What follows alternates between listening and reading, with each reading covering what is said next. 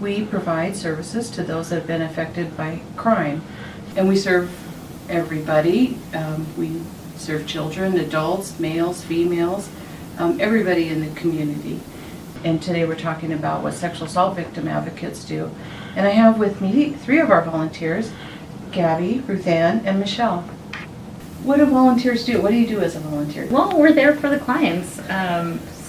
Often we're like on call for a shift, so we take on a crisis hotline, and we get the calls usually from like a law enforcement or from the hospital needing an advocate to be there for the client to help be by their side as they're going through this very traumatizing experience.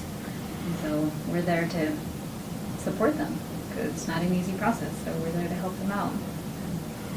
One thing I was thinking is it's nice for them because, you know, they could have support people there, but they're emotionally involved in what's going on. Right. Whereas we're more objective and, you know, a different type of support for them and information as well as emotional. And it adds a nice extra component to it. Sometimes we just take phone calls from victims or relatives of victims, and they want to know, you know, what do we do? Where do we go from here? Sometimes you're talking to the victims and they're talking so low because they don't want anybody else to hear them because they know their family would get mad. And there's so many things that we do, even when we go between there and go to the hospital calls and everything else. And sometimes you walk in, you never know what you're going to see, because sometimes you walk in and it's a, you know, a 62-year-old woman. Sometimes it's a, you know, 30-year-old man, and sometimes unlucky you walk in and it's a 3-year-old child. Sure. So it's a range of emotions, and what you see, you got to be pretty strong with all of this because this is a big deal. Yeah. Why did you guys become volunteers? I know I became a volunteer because I think, well, particularly for Aspen, it would be because I despise violence against people. And like I said, people need support, and life's hard enough when you have to go through things, and if there's not somebody to help you, that makes it all that much harder and that much scarier. And after I started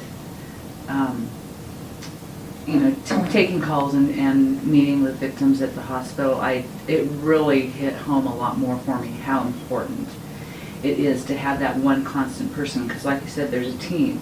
So there's nurses coming out and doctors coming in and policemen and family members, but you can be that one constant person for them, and they know that at least you are not going anywhere for that time. They can count on you. So there's a small amount of stability, you know, for them during that process.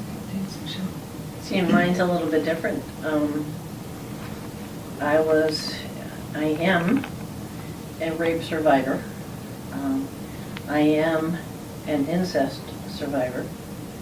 And there was nobody there when I was going through all this stuff, and, you know, there was nobody to talk to. There was none of that stuff. And so, I do this because nobody did it for me.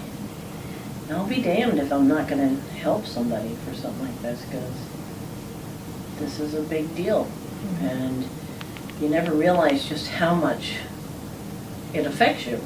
And so if you can be there and have somebody know that you've been there, you've done that, that makes a lot of,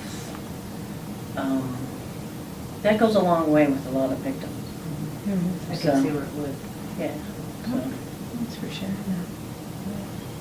I would say the same, kind of similar lines of Ruthann here, is that I grew up in a household of violence. And so when we finally got out of that violence, my mother became such an advocate, and I wanted to be just as strong as she was. And so I was like, I can do that. I can be out there helping people just the way she is. In my experience, I was going back to school late, and I just wanted to get some experience in the mental health field. And I found that on the crisis line, my way to practice skills, what I was learning in school. I got to practice with people, and I got good training, good supervision, experiences that I never thought I would get, just the wonderful people I got to meet. And at first I was scared to death that I might say something wrong. And then I realized it's just a conversation like we're having right here. How are you doing? And what do you need? And how can I help? And who's going to be there for you when you leave here? It was those kinds of things that we can all do that. We don't have to. People We to can't people. undo what happened, but we can just be there and be present in the moment with them, and it means a lot. And it's been so rewarding for me. Doing it 18 years, and I love it. I wouldn't have traded it. It was the best thing I've ever done.